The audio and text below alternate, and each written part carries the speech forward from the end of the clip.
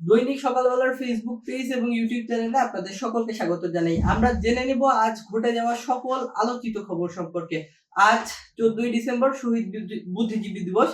মিরপুরে অবস্থিত রায়ের বাজার বধ্যভূমিতে শ্রদ্ধা জানাতে গিয়েছিলেন, শহীদদের স্মৃতির প্রতি শ্রদ্ধা জানাতে প্রধান উপদেষ্টা, রাষ্ট্রপতি সহ প্রধান প্রধান রাজনৈতিক দলের নেতৃবৃন্দরা তারা গিয়েছিলেন এবং তারা শহীদ বুদ্ধিজীবী দিবস উপলক্ষে আলোচনা সভার আয়োজন করা হয়। তারা বিভিন্ন ধরনের বক্তব্য রাখেন। এছাড়াও বিএনপি চেয়ারপারসন বেগম খালেদা জিয়া অসুস্থ, তার শারীরিক অবস্থার খবর এবং বিএনপির ভারপ্রাপ্ত চেয়ারম্যান তারেক রহমানের দেশে ফেরার খবর জানবো। আমরা জানবো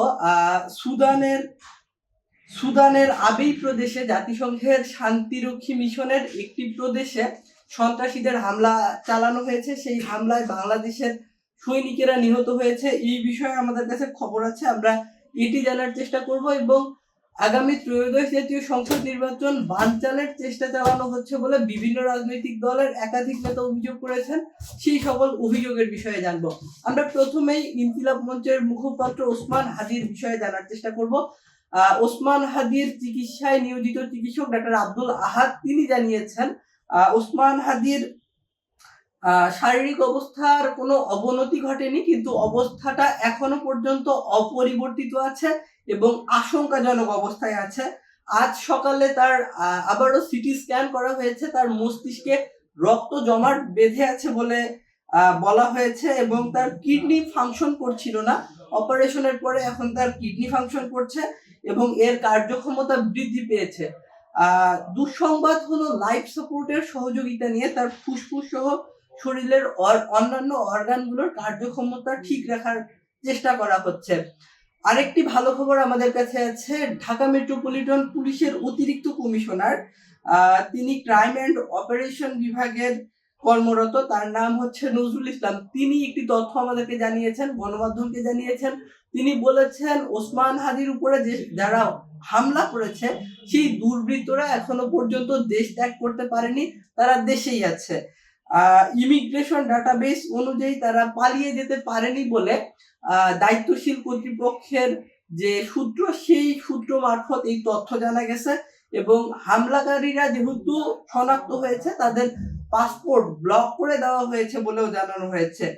এবং জামায়াত ইসলাম একটি বিস্ফোরক মন্তব্য করেছে শহীদ বুদ্ধিজীবী দিবস সম্পর্কে। তারা জানিয়েছে যে আজকের এই দিনে যে প্রায় 150 জনেরও বেশি বুদ্ধিজীবীকে মিরপুরের শহীদ রায়ের বাজারে যে বুদ্ধিজীবীদেরকে হত্যা করে মাটি চাপা দিয়ে রাখা হয়েছিল, সেই জায়গায় যে একটি স্মৃতি স্তম্ভ হিসেবে একটি মিনার স্থাপন করা হয়েছে, সেখানে শ্রদ্ধা জানানো শেষে জামায়াতের পক্ষ থেকে অভিযোগ করা হয়েছে যে ভারত এই গণহত্যার সঙ্গে, এই বুদ্ধিজীবী হত্যার সঙ্গে জড়িত, এমন একটি অভিযোগ জামায়াতের পক্ষ থেকে আছে।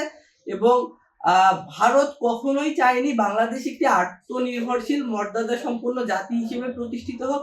এই কারণেই মূলত তারা এই হত্যাকাণ্ড চালিয়েছে বলে জামায়াতের পক্ষ থেকে অভিযোগ করা আছে। বিএনপির ভারপ্রাপ্ত চেয়ারম্যান তারেক রহমানের দেশে ফেরার কথা আছে 25 ডিসেম্বর। তার দেশে ফেরাটা পুরোটাই নির্ভর করছে বেগম খালেদা জিয়ার শারীরিক অবস্থার উপর। এবং তিনি তার কন্যা অর্থাৎ ব্যারিস্টার জাইমা রহমান সমেত বাংলাদেশে ফিরবেন বলে এখনো পর্যন্ত পাওয়া তথ্যে জানা গেছে। এবং তাকে বরণ করে নেওয়ার জন্য বিএনপি নেতাকর্মীরা যথেষ্ট প্রস্তুতি নিচ্ছে। বিএনপি চেয়ারপারসন, সাবেক প্রধানমন্ত্রী, সাবেক বিরোধী দলীয় নেতা বেগম খালেদা জিয়া তিনি চিকিৎসাধীন আছেন রাজধানীর এভারকেয়ার হসপিটালে। তার শারীরিক অবস্থা অপরিবর্তিত আছে। বিএনপির মহাসচিব মির্জা ফখরুল ইসলাম আলমগীর আজ কাকরাইলে জাতীয়তাবাদী মুক্তিযোদ্ধা দলের একটি আলোচনা সভায় অংশগ্রহণ করেন এবং সেখানে তিনি বলেন আগামী নির্বাচনে দুটি পক্ষের মধ্যে লড়াই হবে। একটি পক্ষ হচ্ছে উদার গণতান্ত্রিক পক্ষ, আরেকটি হচ্ছে পিছিয়ে পড়া শক্তি যারা ধর্মকে পুঁজি করে রাজনীতি করে এবং জাতিকে বিভাজন করতে চায়। তো আগামী দিনে বিএনপির একটি গ্লোরিয়াস অতীত আছে এবং সেই যে পিছিয়ে পড়া শক্তি, যাদের কোনো গ্লোরিয়াস অতীত নেই, তারা দেশকে পিছিয়ে নিতে চায়। আগামী দিনে তরুণ প্রজন্ম সঠিক দলকে বেছে নেবে এবং দেশের মানুষ সঠিক দলকে বেছে নিতে ভুল করবে না বলে জানিয়েছেন বিএনপি মহাসচিব মির্জা ফখরুল ইসলাম আলমগীর। অর্থাৎ আগামী নির্বাচনে বিএনপি একটি ভালো ফল করবে এমন প্রত্যাশা মির্জা ফখরুলের। একই সঙ্গে বাংলাদেশ সেনাবাহিনী সুদানে কর্মরত আছে শান্তি প্রতিষ্ঠার লক্ষ্যে। জাতিসংঘের শান্তিরক্ষী বাহিনীর যে মিশন, সেই মিশনে বাংলাদেশের 6 সেনা ইতোমধ্যে নিহত হয়েছেন 6 জন এবং 8 জন আহত হয়েছেন বলে খবর পাওয়া গেছে। এবং এই ঘটনার পরে শোক জানিয়েছেন জামায়াত ইসলামের আমির ডক্টর শফিকুর রহমান এবং সিপিবি বাংলাদেশের কমিউনিস্ট পার্টির পক্ষ থেকেও শোক জানানো হয়েছে। এছাড়াও এনসিপি আহ্বায়ক নাহিদ ইসলাম অভিযোগ করেছেন ফেব্রুয়ারির যে নির্বাচন, সেই নির্বাচন বানচাল করার যে ষড়যন্ত্র, সেই ষড়যন্ত্রের অংশ হিসেবে জুলাই গণ আন্দোলনের নায়কদের উপরে হামলা চালানো হচ্ছে এবং তাদেরকে হত্যার পরিকল্পনা করা হচ্ছে বলে অভিযোগ করেছেন এনসিপি আহ্বায়ক নাহিদ ইসলাম। এবং তিনি বলেন 24-এর চেতনা এবং 71-এর চেতনার কে পুঁজি করেই আগামী দিনের বাংলাদেশ গড়ে উঠবে, সেখানে ফ্যাসিস্ট অপশক্তির কোনো স্থান থাকবে না। নতুন বাংলাদেশ বিনির্মাণের যে প্রত্যয়, সেই প্রত্যয়ের কথা তিনি জানিয়েছেন। এবং